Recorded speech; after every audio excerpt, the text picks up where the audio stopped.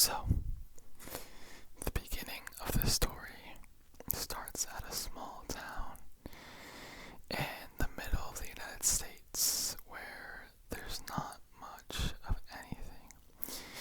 And this town is called Spring. What's it called? Wait, Springtown. Actually, let's call it Springtown. Because, that's Springfield, my bad. I forgot. Springfield. Yeah, it's called Springfield, which is a very typical name in the U.S. if you're not from the U.S. So Springfield is just some basic town. I won't disclose what state it's in, but it's just some basic town. And this town has about, I don't know, maybe 5,000 people in total. And it's very, very small. There's about, you could walk maybe a mile, it's like 10 miles from like the school to your house, okay?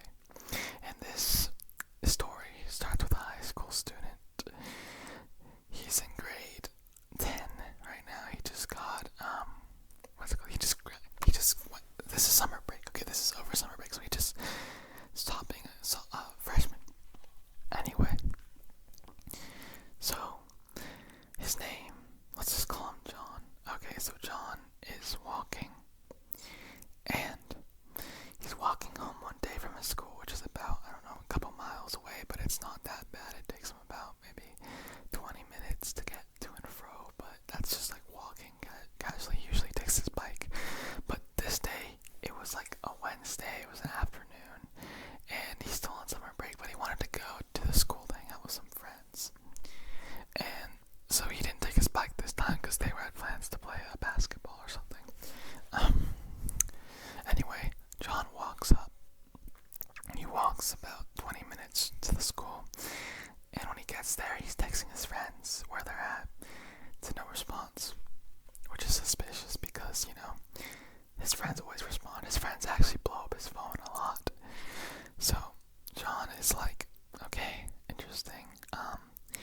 He kind of just sits there, he's at the entrance of the school, and they're meeting up about maybe like 7 p.m. So that's kind of late to be going out, but they had a lot of stuff to do prior to that, so it's all dark out, and the school's obviously closed. You're not supposed to go to school. Sometimes it's public, sometimes it's to the public, but at 7 p.m., no, nobody should be there. But John didn't really care. Anyway, he's looking for his friends and texting them and calling them. Maybe they're playing a prank on him or something. A lot of stuff is going through his mind, and he walks to his pool because he goes to high school. There's pools and stuff, because that's near the basketball court, you know what I'm saying? And it's the area that you can access to. You can go into the pool, right? And then once you go into the pool, you can open the gate to go to the basketball court. And that was the plan. But he didn't really want to go to the pool. Like, he had like a bad feeling about it. He was feeling like something might happen at that pool, just because the pool's like this, right? But all around there's a ton of concrete. And where he's standing right here, you could barely see it out here because it's not illuminated at all. Okay, this is summer. The pool's closed except during the day, so it's not illuminated. There's nobody there, and he has to walk across the whole pool, all this concrete, just to get to this little area right here to go to the basketball court. So he's already feeling a little bit nervous. And the thing is about John is, like, he's not scared of anything. That's why he went to go to actually play basketball at 7 p.m. And his friends usually carpool with each other. They have cars, but John just usually walks. He's not scared though.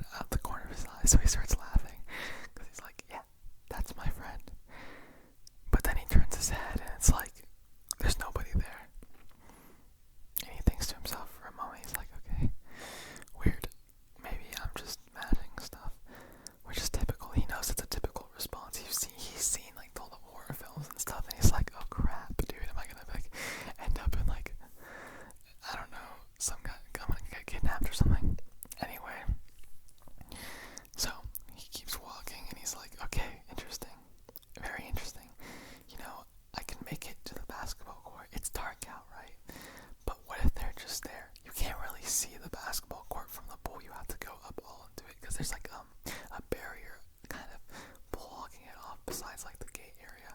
So he's gonna try to find a way to like look through the gate without being there because he doesn't want to get too close. He's a little bit nervous. Anyway, the movement that he saw was actually coming from like the gate direction. You know what I'm saying? Like he saw like something out of the corner of his eye move from the front of the gate like this to over here behind the wall. So he's like, okay, yeah, they're definitely pranking me. And he's like, he's not superstitious at all, so he doesn't believe in ghosts or anything. Anyway, he walks closer to the gate and he tries to get at a good angle. But what he notices is that he sees like an arm, like a long arm, very long, and kind of like grotesque looking, and he's like, oh, okay, they must be pranking me for real this time. Or now he's getting a little bit suspicious though as well. So he doesn't want to go to the gate, so he calls out, hey, dude, it's not funny, okay, just come on, let's go play basketball. So he walks a little bit closer to the gate, and he hears like a laugh, so he's like, okay, awesome. So he goes a little bit closer, and what he saw on the other side was just pitch darkness. He didn't see the arm anymore. When he was laughing, he looked down. It's like kind of like a reflex that he has, and he missed whatever it was that was behind that gate moving away. But he heard the laugh behind the wall, so he knew that something or someone was there. So he was getting a little bit, he kind of felt a little bit relieved because he knew, someone was laughing. God, probably his friends. And it sounded like multiple people, so. But the thing is that he would recognize his friend's laughter. And in this situation, it didn't really come up in his brain as recognizable.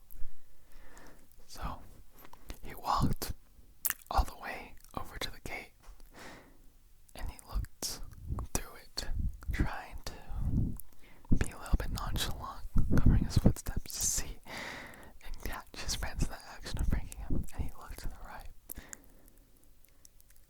slowly, and he saw something walking away from him. Something kind of big, bigger than him. And he saw it, but it was humanoid for sure. But the thing about him, John is 6 foot. His second tallest friend is 5'11". That's all. This thing was taller than him, whatever it was. So he looked after it and he's like, yeah, maybe I should get out of here. But the thing is that guy, that whatever that thing is, starts walking back towards the gate. So here's the pool. This is just John's right out the gate, peering outside, looking left and right. This thing starts walking towards him. John is pretty shocked. He doesn't know what it is. He thinks it's still his friends, maybe, but he's not taking that risk. He backs up from the gate. He gets out and he walks to the school's entrance.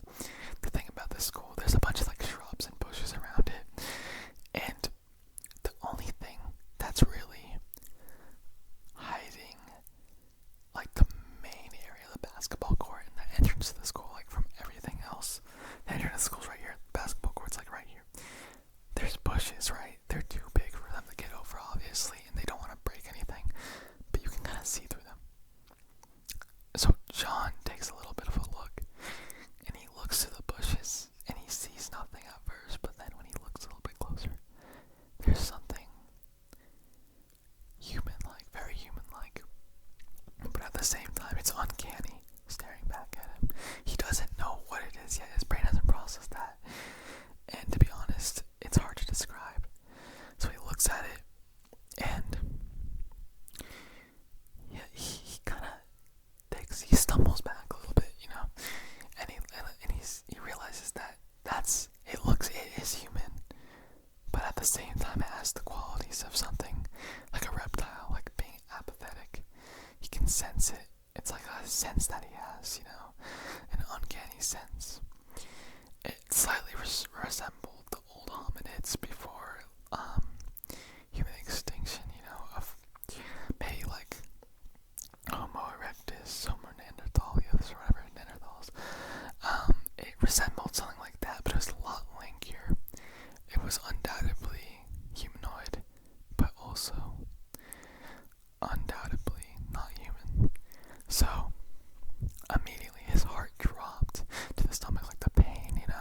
You could feel it when someone says something that you don't like. Maybe you just broke up with someone, it felt like that.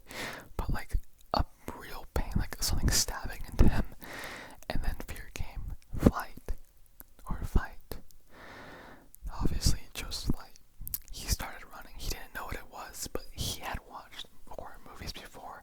And this hominoid, this beast, this uncanny creature that is straight from genetically, evolutionarily struck fear into him immediately based on just one look, even just one smidge of his skin out in the open, being emitted, being illuminated by the lamplight. That struck such a fear in him that he started running fast, like a gazelle, like running away from some sort of predator. Anyway, he ran to the spot, the main park spot, which is in the betweens of the school and his house. There was about one person there, and John, for whatever reason, is an extreme extrovert. He does not like to be alone at all. He likes to be with people, and he wanted to tell someone about that. He wanted to maybe call the police, but at the same time, he had this fear of calling the police where, John, are you crazy? Are you okay? They would ask him those questions. He couldn't tell anybody. It was some homeless guy at the park, and he was sitting on the bench, and it looked like he was kind of just sitting there and, I don't know, imagining something. Anyway, John approaches him quickly and asks him about if he's seen anything out here, something lanky and long and humanoid. And the homeless guy looks at him, doesn't really say anything, and is like, no, I've never seen something like that. Though, I have seen something. And the homeless man starts and says, before I came into this predicament, I heard about the Springfield incident, which occurred here maybe 50 years ago. And he kind of describes this uncanny creature that John just saw, this thing that was spotted before, this creature that seems to lurk around Springfield. But the homeless guy says, but it's just a lie.